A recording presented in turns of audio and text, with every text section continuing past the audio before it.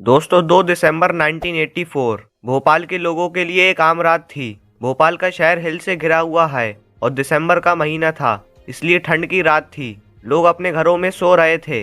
रात करीब 12 बजे यूनियन कार्बाइड कंपनी के एक पेस्टिसाइड बनाने वाले प्लांट में से 40 टन से भी ज्यादा मिथाइल आइसोसाइनेट गैस लीक हो जाती है और अगले 2 घंटों में ये गैस पूरे भोपाल शहर में फैल जाती है। इस गैस से तुरंत हजारों लोगों की मौत हो जाती है। 5 लाख से भी ज्यादा लोग इस गैस के संपर्क में आ जाते हैं और इंजर्ड हो जाते हैं, जिससे ये दुनिया का सबसे खराब और खतरनाक डिजास्टर बन जाता है। Worst industrial disaster in the world. पर एग्जैक्टली क्या हुआ था भोपाल डिजास्टर में, ये घटना कैसे हुई और आखिर इस इंसिडेंट में गलती किसकी थी, आइए जानते हैं आज की इस वीडियो में। But in Bhopal, some 3,000 people lie dead. Union carbide private limited से जहरीली गैस का रिसाव हुआ। I am confident that the victims can be fairly and equitably compensated without a material adverse effect on the financial condition of Union Carbide Corporation. लाशों के अंबार लगने शुरू हो गए। धीरे धीरे हालत ये हो गई कि अस्पताल में लाशें रखने तक की जगह नहीं बची। दोस्तों ये डिजास्टर जिस फैक्ट्री में हुआ था वो फैक्ट्री थी यूनियन कार्बाइड कंपनी की। ये कंपनी बैटरीज, पॉलीमर्स, पेस्टिसाइड्स और बहुत सारे केमिकल्स बनाती है। इंडिया में इस कंपनी को यूसीआईएल करके पुकारा जाता था, यानी यूनियन कार्बाइड इंडिया लिमिटेड। 1994 में इसका नाम बदलकर एवरेडी इंडस्ट्रीज कर दिया गया और आपने शायद एवरेडी बैटरीज जरूर देखी होंगी या इसके बारे में सुना होगा। तो ये बैटरीज भी यही कंपनी बनाती है। दोस्तों हमारी कहानी की शुरुआत होती है 1969 में, जब यूसीआईएल ने भोपाल में एक मैन्युफैक्चरिंग प्लांट खोला एक स्पेशल टाइप के पेस्टिसाइड को बनाने के लिए, जिसका नाम था सेविन। इस पेस्टिसाइड को बनाने के लिए एमआईसी यानी मिथाइल आइसोसाइनेट केमिकल का इस्तेमाल होता है। एमआईसी एक बहुत ही खतरनाक केमिकल होता है। सेविन को बनाने के लिए एमआईसी को बाहर से इम्पोर्ट किया जाता था, लेकिन साल 1980 के समय यूसीआईएल को थोड़ा लॉस होने लगा। लॉस की वजह से इन्होंने ये डिसाइड किया कि ये एमआईसी को इम्पोर्ट करने की बजाय इसे यहीं पर मैन्युफैक्चर करेंगे। और इसी समय कंपनी को ये कहा गया कि एक प्रॉपर इवैक्यूएशन प्लान बनाना चाहिए। भोपाल के लोगों को पता होना चाहिए कि अगर कोई गैस लीक हो जाए तो उससे कैसे रिएक्ट करना है, क्योंकि यहाँ पर एक बहुत ही खतरनाक गैस की मैन्युफैक्चरिंग हो रही थी। पर कंपनी के द्वारा कभी भी ये प्लान नहीं बनाया गया और इसी वजह से भोपाल डिजास्टर से पहले भी कई सारे इंसिडेंट और लीक्स हो गए थे, जिससे सबक लेकर इस डिजास्टर को होने से बचाया जा सकता था, लेकिन ऐसा कभी नहीं हुआ। जैसे सबसे पहले 1981 में एक वर्कर एक्सीडेंटली फॉस्जीन के संपर्क में आ गए, जिससे उनकी मौत हो गई थी। फिर जनवरी 1982 में फॉस्जीन लीक हो जाता है, जिससे 24 वर्कर्स को हॉस्पिटल में एडमिट होना पड़ता है। फिर एक महीने बाद फरवरी 1982 में एमआईसी लीक हो जाता है, जो 18 वर्कर्स को अफेक्ट करता है। फिर अगस्त 1982 में एक और एमआईसी लीक होता है, जिससे केमिकल इंजीनियर इंजर्ड हो जाते हैं, जिससे इनकी 30% बॉडी जल जाती है। और इसी तरह 1982 से 1984 तक कई सारे एमआईसी, फॉस्जीन और कुछ और केमिकल्स के लीक होते हैं। इसी समय एक और चीज देखने को मिलती है, बहुत सी और कंपनियां भी पेस्टिसाइड बनाने लगी और यूसीआईएल से कम दाम में सेल करने लगी, जिससे कंपटीशन बढ़ गया और सेविन की डिमांड कम होने लगी। इसलिए यूसीआईएल को मजबूरन सेविन के प्राइस कम करने पड़े। अब कम प्राइस और कम डिमांड की वजह से यूसीआईएल को कई जगह पैसे बचाने पड़े। ये जो नए वर्कर्स लगाते वो अक्सर अंडर क्वालिफाइड होते। जहाँ कहीं कोई पाइप लीक होता तो ये उसे थोड़ा सस्ते में रिपेयर कर देते थे रिप्लेसमेंट की जगह। और ऐसे ये कई सारे सेफ्टी मेजर्स फॉलो नहीं करते थे पैसे बचाने की वजह से, जिसके कारण अक्सर कई सारे लीक्स होने लगे। फैक्ट्री में जितने खतरनाक केमिकल बन रहे थे और सेफ्टी मेजर्स ज्यादा कुछ नहीं थे,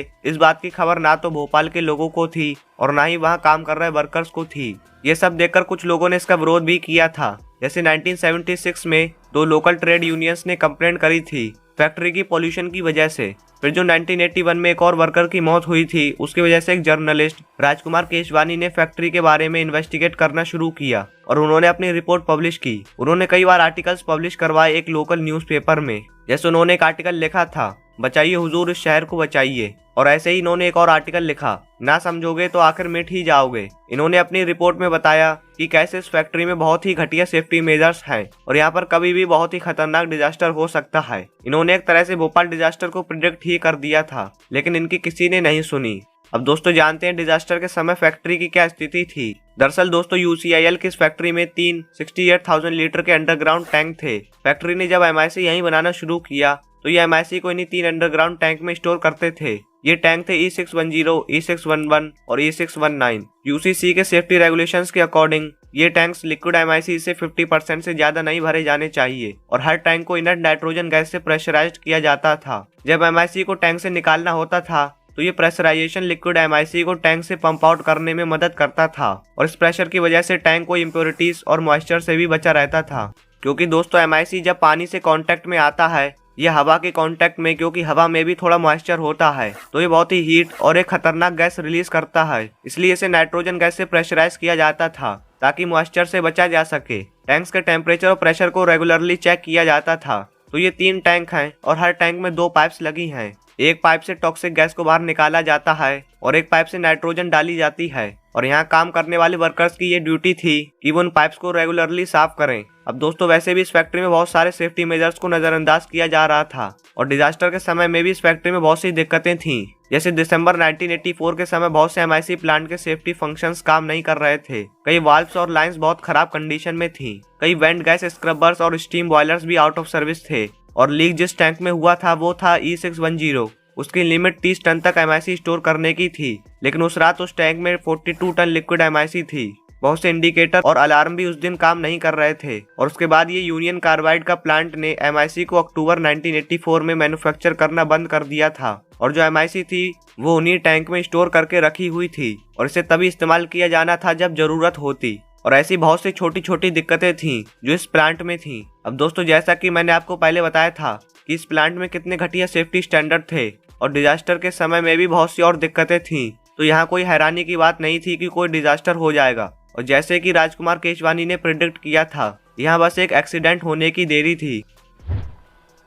2 दिसंबर 1984 की रात थी। वर्कर्स ने पाइप साफ करने के लिए पानी डाला पर पानी दूसरे साइड से बाहर नहीं निकला। वर्कर्स ने सोचा कि शायद यहाँ कहीं पानी क्लॉग हो रहा है। ये माना जाता है कि अनक्लॉग करने के लिए जब पानी डाला तो फॉल्टी वाल्व्स की वजह से पानी E610 टैंक में चला जाता है, जिसमें 42 टन MIC स्टोर थी। अब जैसे कि मैंने आपको पहले बताया था कि जब MIC वाटर के कांटेक्ट में आता है तो ये एक बहुत ही खतरनाक एक्सोथर्मिक रिएक्शन होती है। जैसे ही वाटर टैंक में जाता है टैंक का प्रेशर बढ़ने लगता है। रात 11:30 बजे के आसपास कुछ वर्कर्स MIC गैस लीक के इफेक्ट्स को महसूस करने लगे। उनकी आंख में जलन होने लगी, उनकी आंखें जलने लगी। उन्होंने लीक देखना शुरू कर दिया। रात 11:45 के आसपास उन्हें एक लीक देखा जिसमें से एक लिक्विड ड्रिप हो रहा था। अगले 1 घंटे में क्या हुआ इस पर अभी भी डिबेट करी जाती है, लेकिन माना यह जाता है कि वर्कर्स की टीम ने लीक को इग्नोर किया और ये डिसाइड किया गया कि इस लीक को 12:40 AM तक के टी ब्रेक के बाद देखेंगे और रोज की तरह वर्कर्स अपना टी ब्रेक करने चले गए। टी ब्रेक के बाद जब वर्कर्स आए तब तक टैंक E610 में रिएक्शन अलार्मिंग स्टेट में पहुंच चुका था। टैंक का टेम्परेचर और प्रेशर बहुत बढ़ चुका था। दोस्तों ये टैंक अंडरग्राउंड थे, इसलिए एक वर्कर ने देखा कि टैंक E610 के ऊपर का कंक्रीट टूटने लगा। E610 टैंक से गैस बहुत तेजी से बाहर निकलने लगी। इन टैंक से जो पॉइजनस गैस बाहर निकलती थी, वेंट गैस स्क्रबर का इस्तेमाल किया जाता था उन्हें जलाने के लिए। लेकिन ये जो एक्सीडेंट हुआ, अब जो पॉइजनस गैस बाहर निकल रही थी वो इसी वेंट गैस स्क्रबर के द्वारा बहुत ज्यादा मात्रा में बहुत तेजी से बाहर निकलती है।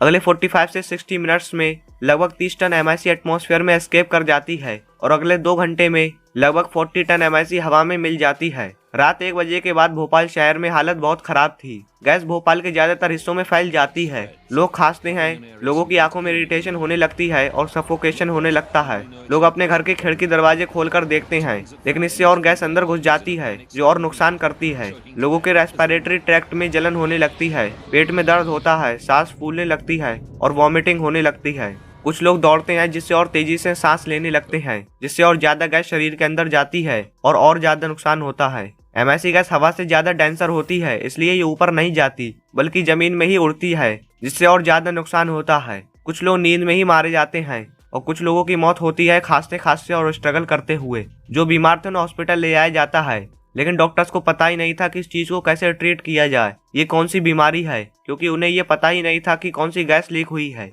कुछ डॉक्टर्स पेशेंट्स को ऑक्सीजन देते हैं क्योंकि उन्हें सांस लेने में प्रॉब्लम हो रही थी, लेकिन ज्यादा ऑक्सीजन और बुरी तरह से रिएक्ट करता है इस गैस से और बहुत से लोगों की मौत हॉस्पिटल में ही हो जाती है। अगली सुबह हजारों लोग मारे जा चुके हैं। सड़कों पर जानवरों की डेड बॉडीज दिख रही हैं और ये डिजास्टर दुनिया का वर्स्ट इंडस्ट्रियल डिजास्टर बन जाता है। इस डिजास्टर के बाद यूनियन कार्बाइड कंपनी के ऊपर सवाल उठाया जाता है। वॉरेन एंडरसन जो यूनियन कार्बाइड के सीईओ थे उस वक्त, उन्हें अरेस्ट कर लिया जाता है। 1985 में एक एक्ट पास किया जाता है जिससे गवर्नमेंट ऑफ इंडिया को ये पावर मिल जाती है कि वो डिजास्टर के विक्टिम्स को कोर्ट में रिप्रेजेंट कर सकती है और उसके बाद एक लीगल फाइट की शुरुआत होती है। यूनियन कार्बाइड और गवर्नमेंट ऑफ इंडिया दोनों अपनी अपनी इन्वेस्टिगेशन करते हैं कि आखिर इतना खतरनाक डिजास्टर कैसे और क्यों हुआ। दोनों इन्वेस्टिगेशन ये कहती है कि ये डिजास्टर वाटर और MIC के रिएक्शन से हुआ है। इंडियन गवर्नमेंट कहती है कि यहाँ पर यूनियन कार्बाइड की गलती है, उन्होंने अपने स्टाफ और वर्कर्स को ठीक से ट्रेन नहीं किया, सेफ्टी मेजर्स को ठीक से मेंटेन नहीं किया, जिसकी वजह से यह पानी लीक कर गया और टैंक में चला गया जहाँ MIC और वाटर का रिएक्शन हो गया। और दूसरी तरफ यूनियन कार्बाइड इंडियन गवर्नमेंट और फैक्ट्री के स्टाफ और वर्कर्स की गलती बताता है। मार्च 1986 में यूनियन कार्बाइड कॉर्पोरेशन एक सेटलमेंट फिगर प्रपोज करता है जिसके अकॉर्डिंग वो $350 मिलियन देगा, लेकिन इंडियन गवर्नमेंट इस ऑफर को रिजेक्ट कर देता है और $3.3 बिलियन की मांग करता है। फिर नवंबर 1988 में सुप्रीम कोर्ट दोनों पक्षों को एक समझौते पर आने को कहता है और फाइनली 1989 में एक आउट ऑफ कोर्ट सेटलमेंट होता है जिसके अकॉर्डिंग यूनियन कार्बाइड $470 मिलियन देने के लिए एग्री होता है, यानी उस समय के लगभग 800 करोड़। लेकिन इसके बाद भी कहानी खत्म नहीं होती। यूनियन कार्बाइड के द्वारा $477 मिलियन की कंपनसेशन देना भोपाल के लोगों के लिए जस्टिस नहीं था, इसलिए वो प्रोटेस्ट करते हैं। कई पिटीशंस फाइल की जाती हैं इसके खिलाफ। एक्सीडेंट के विक्टिम्स ने आज के दिन तक पिटीशंस फाइल कर रखी हैं कॉम्पनसेशन की डिमांड करते हुए और इनमें से कई केसेस आज के दिन तक ओपन हैं। तो दोस्तों ये थी कहानी भोपाल गैस ट्रेजेडी की। मुझे उम्मीद है वीडियो आपको इन्फॉर्मेटिव लगा होगा। अगर आपको वीडियो अच्छी लगी हो तो वीडियो को लाइक और चैनल को सब्सक्राइब जरूर करें। तो मिलते हैं अगली वीडियो में।